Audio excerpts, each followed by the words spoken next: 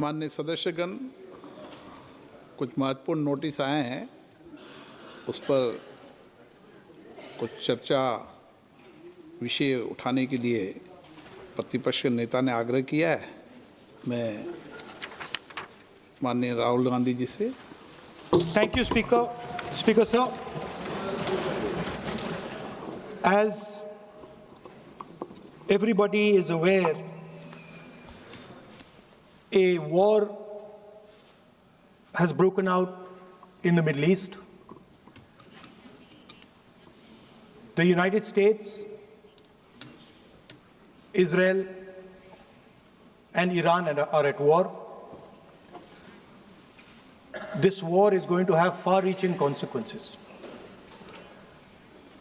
The central artery from where 20% of the global oil flows, Strait of Hormuz, has been closed. And this is going to have tremendous repercussions, particularly for us, because a very large portion of our oil and natural gas comes through the Strait of Hormuz. The pain has just started. Restaurants are closing. There's widespread panic about LPG. Street vendors are affected. And as I said, this is only the beginning. The foundation of every single nation is its energy security.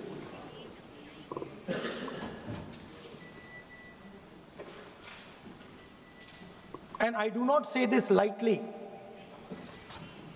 but allowing the United States to decide who we buy oil from, who we buy gas from, whether we can buy oil from from Russia or not, whether our relationship with different oil suppliers can be decided by us. This is what has been bartered. And this is a very puzzling fact for me. It has been a very puzzling fact why a nation the size of India would allow any other nation, the president of another nation, to give us permission to buy Russian oil, to decide who our relationships are with. And this has been a puzzle, and I've been trying to figure this puzzle out. And I have figured the puzzle out. And the puzzle is about compromise. We have a gentleman sitting here who is the oil minister.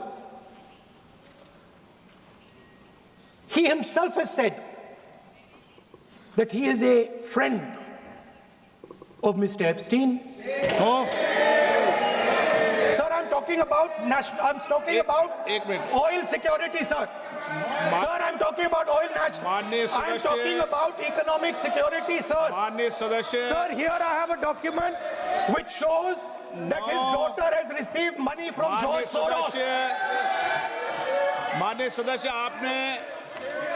माननीय सदस्य, आपने जो notice दिया है, उस notice में बोलिए आप। आजकल बहुत चर्चा एलपीजी को लेकर हो रही है। कुछ लोग हैं जो पैनिक क्रिएट करने का प्रयास कर रहे हैं, अपना एजेंडा चलाना चाहते हैं। मैं इस समय उन पर राजनीतिक टिप्पणी नहीं करना चाहता, लेकिन इतना जरूर कहूंगा कि ऐसा करके वो जनता के समक्ष खुद को एक्सपोज हो ही रहे हैं, पूरे देश का भी बड़ा नुकसान कर रहे हैं। साथियों, आज युद्ध से जो ये वैश्विक संकट आया है, उसके प्रभाव से कोई देश अछूता नहीं है। कम अधिक मात्रा में हर कोई इस संकट के शिकार है। भारत भी इस संकट से निपटने के लिए कोई कसर बाकी नहीं छोड़ रही है और हम अलग अलग स्तरों पर प्रयास कर रहे हैं। बीते दिनों दुनिया के कई देशों के शीर्ष नेताओं से मेरी इसको लेकर बातचीत हुई है। सप्लाई चेन में जो बाधाएं आई हैं उससे हम कैसे पार पाएं, इसके लिए भी निरंतर प्रयास चल रहे हैं। साथियों, भारत के तेज विकास के लिए अलग अलग एनर्जी सोर्सेज को बढ़ावा देना निरंतर जरूरी रहा है और इसको मजबूत करने के लिए हमने 2 स्तरों पर एक साथ काम किया है। पहला, देश में एनर्जी एक्सेस बढ़े, हमने इंफ्रास्ट्रक्चर तैयार किया और दूसरा, एनर्जी के लिए हमें सिर्फ विदेशों पर निर्भर ना रहना पड़े, इसके लिए एनर्जी सेक्टर में आत्मनिर्भरता पर बल दिया। अब मैं आपको गैस सेक्टर के ही कुछ आंकड़े देता हूं। साल 2014 तक देश में सिर्फ 14 करोड़ एलपीजी कनेक्शन थे, यानी देश के करीब करीब आधे परिवारों के पास ही एलपीजी कनेक्शन था। आज 2 गुने से भी अधिक, यानी करीब 33 करोड़ घरेलू एलपीजी कनेक्शन है। बीते 11 वर्षों में हमने अपनी बॉटलिंग कैपेसिटी को 2 गुना किया है। डिस्ट्रीब्यूशन सेंटर भी 13,000 से बढ़ाकर 25,000 से अधिक हो गए हैं। 2014 में देश में सिर्फ 4 एलएनजी टर्मिनल्स थे, 4 एलएनजी टर्मिनल्स। आज इनकी संख्या भी बढ़कर 2 गुनी हो गई है। गैस पाइपलाइन जो करीब 3,500 किलोमीटर होती थी, उसको 10,000 किलोमीटर तक विस्तार किया है, क्योंकि करीब 60% एलपीजी विदेशों से आती है। इसलिए देश के बड़े बड़े पोर्ट्स, वहां पर इंपोर्ट टर्मिनल कैपेसिटी भी बहुत बढ़ाई गई है। साथियों, साल 2014 से पहले तक देश में सिर्फ 25-26 लाख घरों में ही पाइप से सस्ती गैस यानी पीएनजी की सुविधा थी। आज ये संख्या भी 1.25 करोड़ से अधिक पहुंच गई है। 2014 में देश में सीएनजी पर चलने वाली गाड़ियां भी 10 लाख से ज्यादा नहीं थी।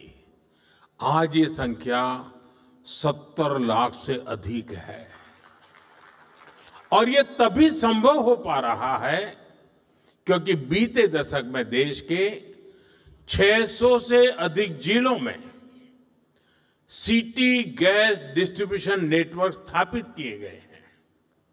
साथियों, इस वैश्विक संकट ने एक बार फिर दिखाया है कि किसी भी देश का आत्मनिर्भर होना इतना अधिक जरूरी क्यों है। इसलिए ही बीते वर्षों में हमने भारत को एनर्जी सेक्टर में आत्मनिर्भर बनाने के लिए होलिस्टिक तरीके से काम किया है। साथियों, पेट्रोलियम पर निर्भरता को कम करने के लिए हमने इथेनॉल पर, बायोफ्यूल पर बल दिया। 2014 से पहले देश में सिर्फ 1-1.5% इथेनॉल ब्लेंडिंग कैपेसिटी थी। आज हम पेट्रोल में 20% इथेनॉल ब्लेंडिंग के करीब पहुंच रहे हैं। अगर ये काम न किया होता तो हमें बीते 11 वर्षों में करीब 18 करोड़ बैरल अतिरिक्त तेल विदेशों से खरीदना पड़ता है। आज की स्थिति देखें तो इथेनॉल के कारण हमें प्रतिवर्ष करीब 4.5 करोड़ बैरल कम ऑयल इंपोर्ट करना पड़ रहा है। यानी करीब 1.5 लाख करोड़ रुपए की बचत तो देश को सिर्फ इसी से हुई है। साथियों, भारत में पेट्रोलियम का बहुत बड़ा कंज्यूमर हमारी रेलवे भी है। हमारे देश में रेलवे लाइनों के इलेक्ट्रिफिकेशन का काम 60 साल पहले शुरू हुआ था। बावजूद इसके 2014 तक 2014 तक सिर्फ 20% रेलवे रूट का इलेक्ट्रिफिकेशन ही हो पाया था। बाकी रेलवे रूट्स पर हजारों डीजल इंजन चला करते थे। आज भारत में ब्रॉडगेज नेटवर्क का करीब करीब 100% बिजलीकरण हो चुका है। इससे साल 2024-25 में ही भारतीय रेलवे ने करीब 180 करोड़ लीटर डीजल की बचत की है। अगर इलेक्ट्रिफिकेशन न हुआ होता तो हर वर्ष इतना डीजल बनाने के लिए एक्स्ट्रा क्रूड ऑयल इंपोर्ट करना पड़ता। ऐसे ही हमने मेट्रो का नेटवर्क बढ़ाया, इलेक्ट्रिक मोबिलिटी पर फोकस किया। एक और बहुत बड़ा काम हमने रिन्यूएबल एनर्जी को लेकर किया है। आज हमारी total installed power generation capacity का आधा हिस्सा रिन्यूएबल सोर्स से आता है। हमारी कुल रिन्यूएबल क्षमता आज 250 गीगावाट के ऐतिहासिक आंकड़े को पार कर गई है। आप सोचिए, साल 2014 में भारत की सोलर पावर कैपेसिटी सिर्फ 2 गीगावाट थी। आज ये करीब 40 गुना बढ़कर 130 गीगावाट हो चुकी है। घरेलू उपयोग में गैस के अलावा बिजली अधिक से अधिक काम आए, इसके लिए पीएम सूर्यघर मुफ्त बिजली योजना लागू की गई है। अभी तक इस स्कीम के तहत करीब 30 लाख परिवारों ने रूफटॉप सोलर लगाए हैं। साथियों, इसके अलावा हमने गोवर्धन स्कीम पर भी काम किया। इसके तहत कॉम्प्रेस्ड बायोगैस बनाने पर काम किया गया। अभी तक देश में 100 से अधिक प्लांट चालू हो चुके हैं और 600 से ज्यादा पर काम चल रहा है। साथियों, पेट्रोल डीजल के क्षेत्र में हमने कैपेसिटी बिल्डिंग की दिशा में भी व्यापक प्रयास किया है। 2014 से पहले भारत के पास स्ट्रेटेजिक पेट्रोलियम रिजर्व यानी संकट के समय कच्चा तेल स्टोर करने की कैपेसिटी ना के बराबर थी। आज हमारे पास 50 लाख टन से अधिक का स्ट्रेटेजिक पेट्रोलियम रिजर्व है और इससे भी अधिक कैपेसिटी पर काम चल रहा है। बीते दशक में अपनी रिफाइनिंग कैपेसिटी में भी हमने सालाना 40 मिलियन टन से अधिक की वृद्धि की है। तभी भारत आज दुनिया के सबसे बड़े रिफाइनिंग हब्स में से एक बन चुका है। यानी आप अंदाजा लगा सकते हैं कि हम भारत को आत्मनिर्भर बनाने के लिए कितने बड़े पैमाने पर और कितनी बड़ी दिशाओं में काम कर रहे हैं। ये युद्ध की वजह से जो संकट बना है उसका मुकाबला भी हम जरूर कर पाएंगे। मेरा 140 करोड़ देशवासियों पर पूरा भरोसा है। जैसे एक साथ संगठित होकर कोविड के संकट से हमने देश को बाहर निकाला था, उसी प्रकार हम इस वैश्विक संकट को भी पार कर लेंगे। और मैं फिर दोहराऊंगा, जहां तक सरकार का प्रश्न है, हम किसी भी प्रकार के प्रयत्न या प्रयास में कोई कमी नहीं आने देंगे।